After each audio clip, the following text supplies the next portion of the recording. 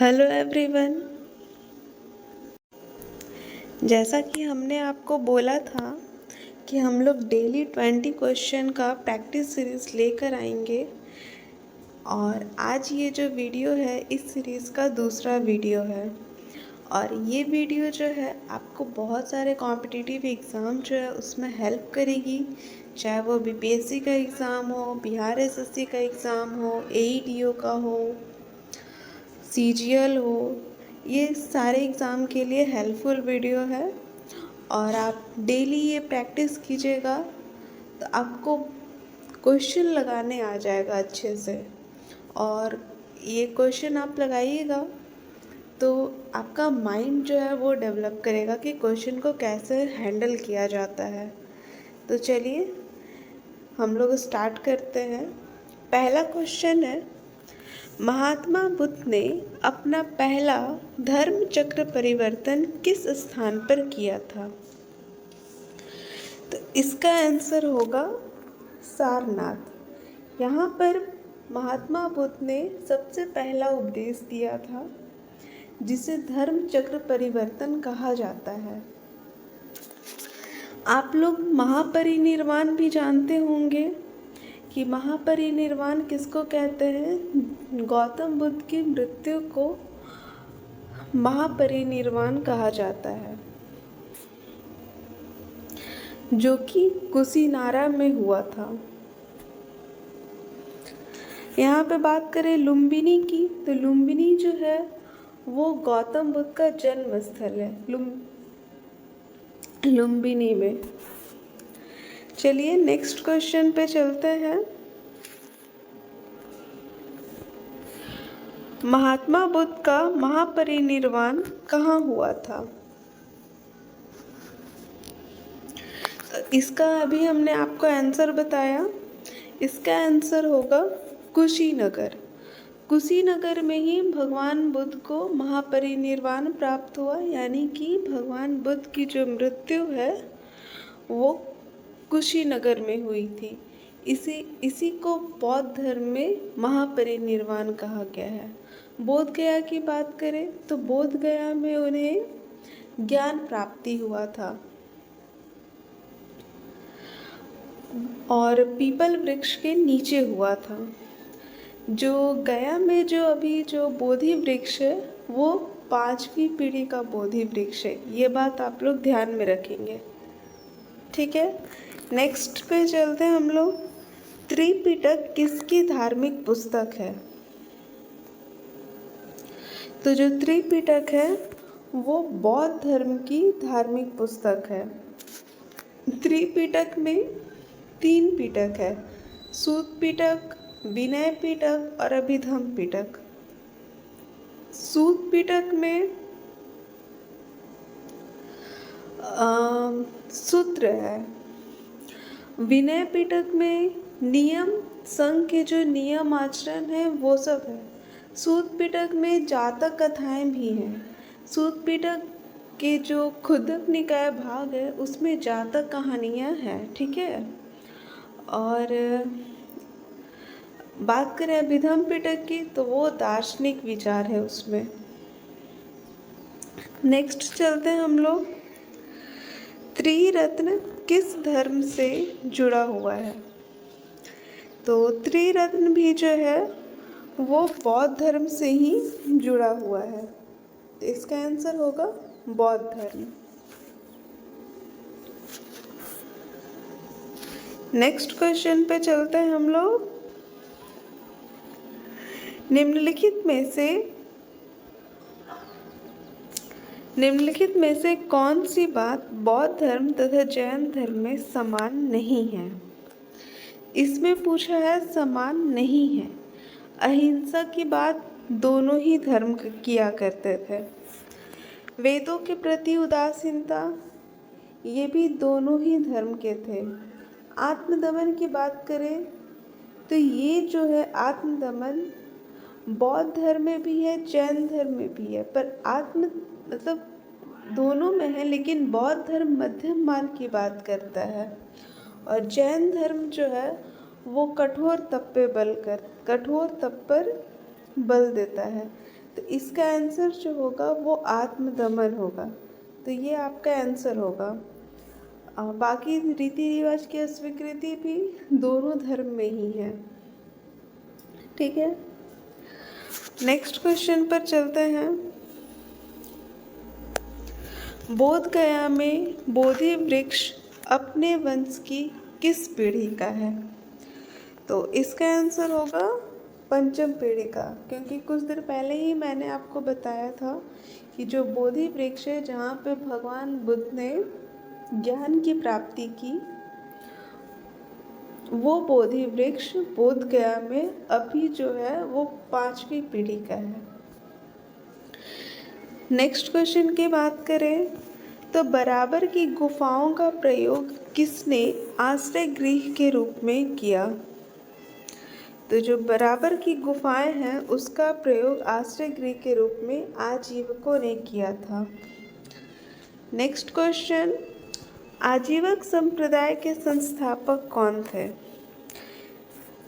तो इसका आंसर होगा मखली गोशाल। मखली गोशाल जो थे वो आजीवक संप्रदाय के संस्थापक थे। नेक्स्ट क्वेश्चन, पाटलिपुत्र के संस्थापक कौन थे? तो इसका आंसर होगा उदयन। उदयन जो है वो पाटलिपुत्र के संस्थापक थे और उदयन ने ही पाटलिपुत्र को अपनी राजधानी बनाया था। ठीक है, और जो उदयन है वो हर्यंक वंश से रिलेटेड है।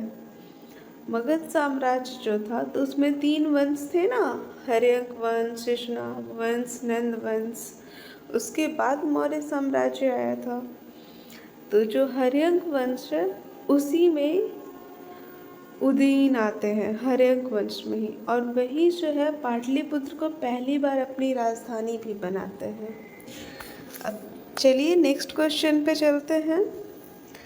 किस शासक द्वारा पाटलिपुत्र को राजधानी के रूप में चयनित किया गया? तो अभी मैंने आपको बताया कि इसका आंसर होगा उदयन। पिछले क्वेश्चन में ही हमने आपको बताया था कि पाटलिपुत्र को राजधानी के रूप में किसने चुना था, तो उदयन ने। ठीक है, और अभी चलिए कमेंट में बताइएगा कि उदयन किस वंश का था, किस वंश का शासक था, ये आपको कमेंट बॉक्स में बताना है। चलिए नेक्स्ट क्वेश्चन पे चलते हैं।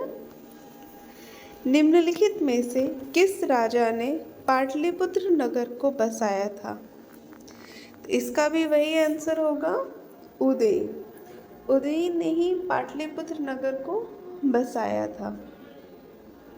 ठीक है, नेक्स्ट क्वेश्चन, विश्व का पहला गणतंत्र वैशाली में किसके द्वारा स्थापित हुआ था? तो इसका आंसर होगा लिच्छवी। लिच्छवी के द्वारा जो है वो विश्व का पहला गणतंत्र स्थापित हुआ था वैशाली में।